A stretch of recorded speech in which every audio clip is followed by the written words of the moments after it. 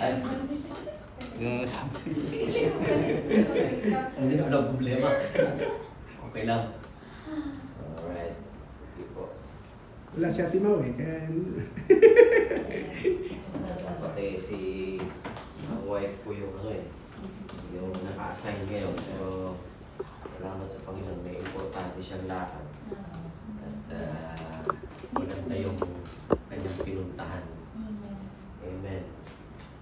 Alright, ang ating pag-uusapan ngayon ay excuses. Ano bang gusto natin na ipabot sa Panginoon? Excuse or obedience? Obedience. Okay, obedience yung pinipili natin. Yan yung napakaganda. Pero tingnan natin kung how this story put him into a puzzle. No? Kung ano talaga yung kanyang susundin. At ito yung mababasa natin sa John chapter 5, 1 to 15. Ito po yung sinasabi. Nakikita niyo ba? Yes. Amen. Okay. Sabi niya, sometimes later, Jesus went up to Jerusalem for one of Jewish festivals. Now, there is in Jerusalem, near the Sheep Gate, a pool, which in Aramaic is called Bethesda, and which is surrounded by 5 covered colonnades. Here, a great number of disabled people used to lie, the blind, the lame, and the paralyzed. One who was there had been an invalid for 38 years. When Jesus saw him lying there and learned that he had been in this condition for a long time, he asked him, "Do you want to get well?" Sabi doon sa 7, "Sir," the invalid replied, tingnan nyo yung reply niya, "I have no one to help me into the pool when the water is stirred. While I am trying to get in, someone else goes down ahead of me."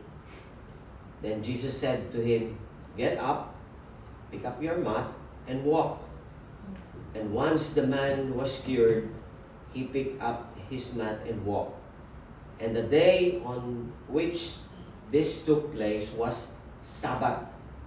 A Sabbath. And so the Jewish leaders and said to the man who had been healed, "It is the Sabbath. The law forbids for you carry your mat." But he replied, "The man who has made me well said to me, 'Pick up your mat and walk.'" So they asked him, "Who is this fellow who told you to pick up and walk?" The man who was healed has no idea who he was, for Jesus has slipped away into the crowd that was there. Later, Jesus found him at the temple and said to him, "See, you are well again. Stop sinning, or something worse may happen to you." The man went away and told the Jewish leader that it was Jesus made him well. Hallelujah. So, yun yung kalagayan ng ano yung sakit ng tao? Makalimutan nyo kagad. Paralyzed. Diba? Paralyzed na po siya na, okay, na ilang years? 38 years. At nung i-approach siya ng Panginoon, ang unang-una niyang sinabi ay, "Walang magdala sa akin sa pool." Diba ba? Pero ang tanong ng Panginoon sa kanya, "Do you want to get well?" Wow. Di ba ganun lang? Amen. Na dapat sagutin niya, "Opo." Di ba? Pero ang inisip kagad ng tao na ito, walang magdadala sa akin sa pool.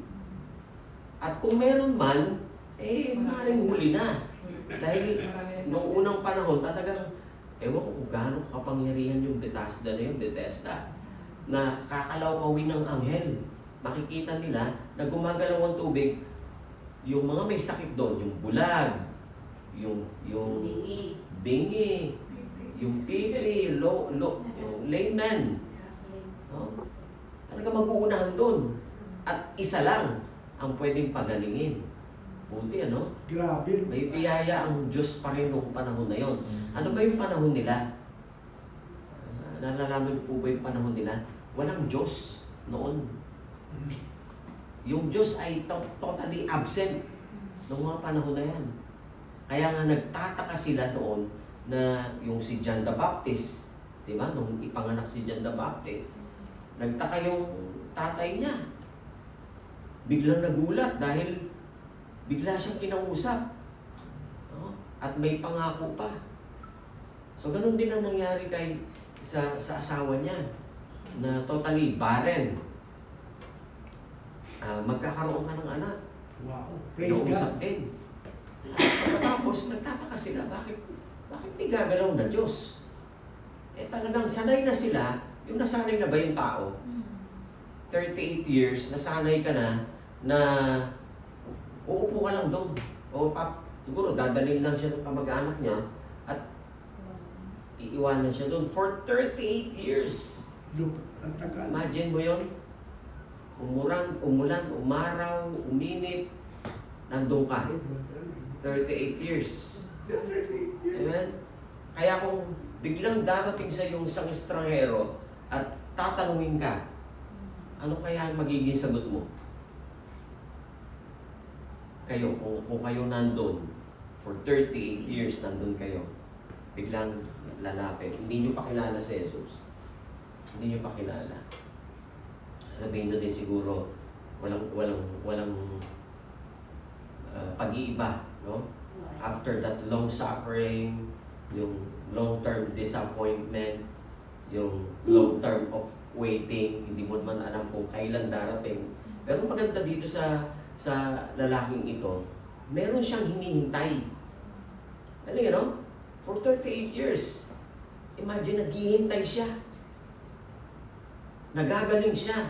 Kaya lang walang magdadala sa kanya sa pool. May hinihintay. Kayo po ba may hinihintay? Ilang years na po ba ang hinihintay nyo? Di ba? May 5 years na po ba? O may 10 years? Ito, 38 years to eh. Nung dumating si Jesus, nangyari na yung kalooban ng Panginoon. Sabi ng Panginoon, sa verse 6, tinanong niya, do you want to be made well? No? At ito yung reveals, ano ba ito? Okay. Yung ma-reveal, yung gusto ng Panginoon. Not everyone truly wants a change, no? Not everyone. Healing requires desires and response. No? Nung panahon na ito, kailangan mo na mag-respond na tama. No? Nag-respond naman siya. Kaya nasabi niya, wala pong maghahatid sa akin eh.